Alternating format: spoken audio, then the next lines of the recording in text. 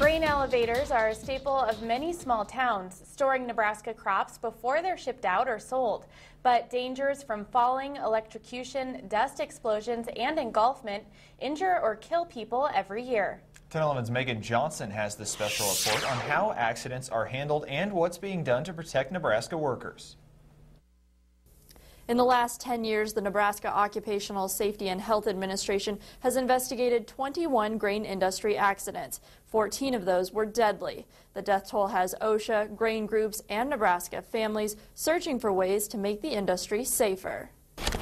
Cousins Tonya Ford and Jessica Johnson remember Johnson's father as a caring and family-first kind of man. My father was our #1 fan. I have a younger brother, and he was someone who always went to our sports, our school activities, just always there for us and our cheerleader. Bobby Fitch was 51 years old when he fell more than 80 feet to his death in a Lincoln grain mill. His family blames an unsafe, open-style elevator known as a manlift. He went to work.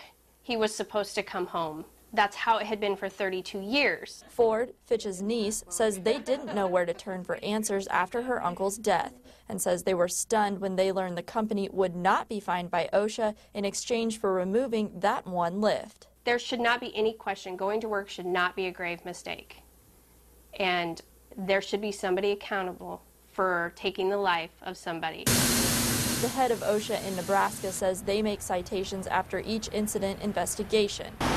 But they can lower those fines if the employer gets rid of the hazard or makes extra safety improvements. When we talk to them about these cases, we're looking for abatement of the hazard, correction of the violations, so that employees are no longer exposed to those hazards. That's the main thing. We want to make sure that no one else is exposed to those hazards so everyone goes home safe.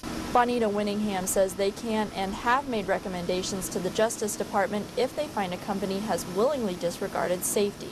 2 companies have pled guilty to criminal sanctions for Nebraska grain-related deaths in the past 4 years. Our penalties do not reflect what someone's life is worth at all.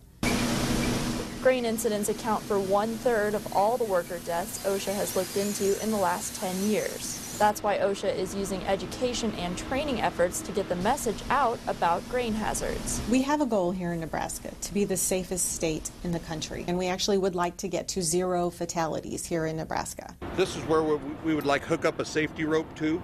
Some companies like CPI, which Safety Director Mark Heffley says has 26 grain elevators across the state, implement their own safety requirements in addition to those of OSHA, the Fire Marshal, and the EPA.